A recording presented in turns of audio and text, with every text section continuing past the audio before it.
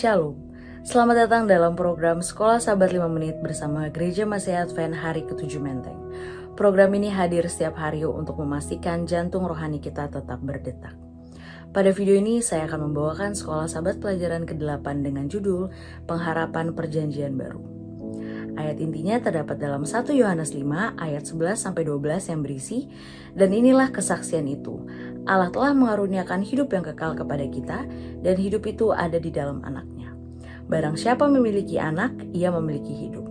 Barang siapa tidak memiliki anak, ia tidak memiliki hidup." Walaupun ditulis dalam bahasa Yunani, semua penulisan perjanjian baru, kecuali Lukas, adalah orang Yahudi. Dan mereka tentu saja mendekati sifat manusia dari pandangan holistik Ibrani, bukan dari pagan Yahudi.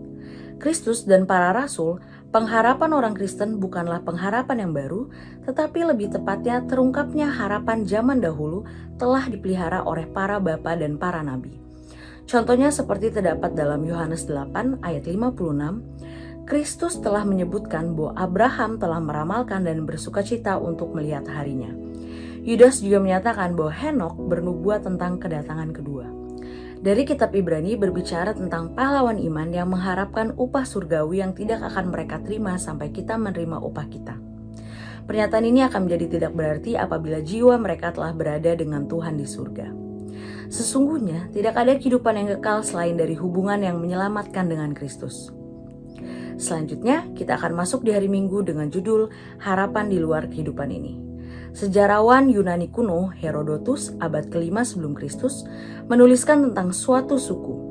Pada saat kelahiran dimulai dengan periode berduka, karena mereka mengantisipasi penderitaan yang akan dihadapi bayi tersebut jika ia memasuki dewasa nanti.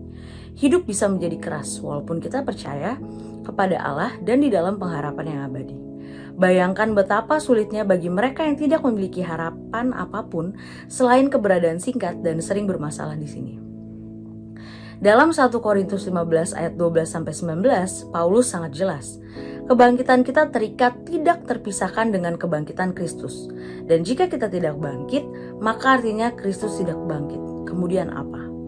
Imanmu sia-sia, kamu masih di dalam dosamu. Dengan kata lain, ketika kita mati, kita akan tetap mati. Selamanya juga dan dengan demikian. Semua ini tidak ada artinya. Paulus mengatakan dalam 1 Korintus 15 ayat 32, "Jika orang mati tidak dibangkitkan, maka marilah kita makan dan minum, sebab besok kita mati." Ellen G. White dalam Menjadi Putra dan Putri Allah halaman 361 menambahkan, "Surga bernilai segala sesuatu bagi kita. Maka jikalau kita kehilangan surga, maka kita akan kehilangan segala-galanya." Di hari Senin dengan judul Aku Akan Datang Kembali, 4 kali di kitab Wahyu menyebutkan, "Aku datang segera." Harapan akan kedatangannya yang segera mendorong misi gereja para rasul dan memenuhi kehidupan orang-orang Kristen yang tidak terhitung jumlahnya selama berabad-abad dengan harapan. Tetapi generasi demi generasi telah mati dan peristiwa yang dijanjikan ini belum terjadi. Banyak orang Kristen mengeluh tentang penundaan yang lama. Kita harus membaca di 2 Petrus 3 ayat 9 yang berisi, "Tuhan tidak lalai menepati janjinya. Sekalipun ada orang yang menganggapnya sebagai kelalaian, tetapi ia sabar terhadap kamu.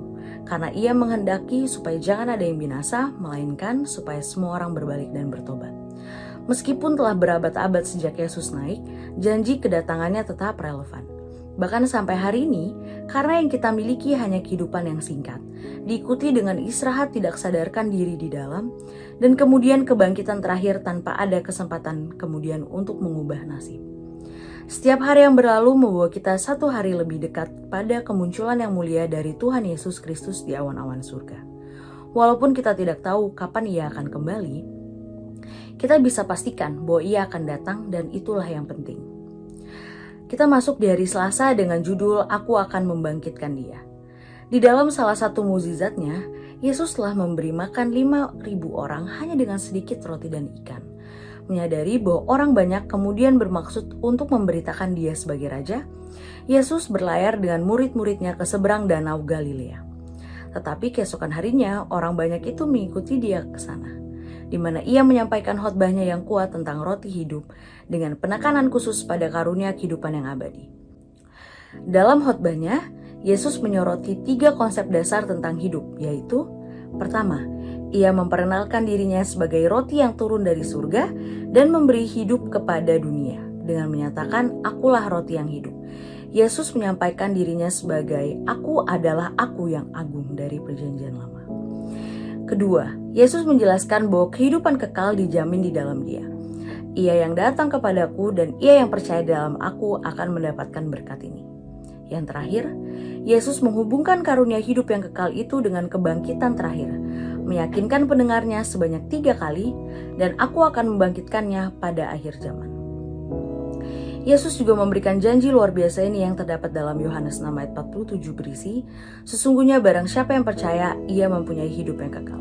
Tanpa Kristus seseorang tidak akan memiliki hidup yang kekal. Tetapi bahkan setelah menerima Kristus dan memiliki jaminan hidup kekal, kita terus untuk saat ini menjadi manusia fana dan karena itu tunduk pada kematian alami." Pada kedatangan yang kedua, Yesus akan menghidupkan kita kembali dan pada waktu itu Ia akan memberikan kepada kita karunia hidup yang kekal yang sudah menjadi milik kita. Karunia itu dijamin bukan karena kekekalan jiwa yang alami, melainkan karena kebenaran Yesus yang datang pada kita melalui iman kepadanya. Terima kasih telah bergabung dalam Sekolah Sahabat 5 Menit bersama Gereja Masih Advent Hari ke-7 Menteng. Jangan lupa untuk like, subscribe, dan share video ini. Sampai jumpa di video berikutnya. Sekolah Sahabat yang bersahabat, bersemangat, semua terlibat, jangan terlambat. Tuhan Yesus memberkati.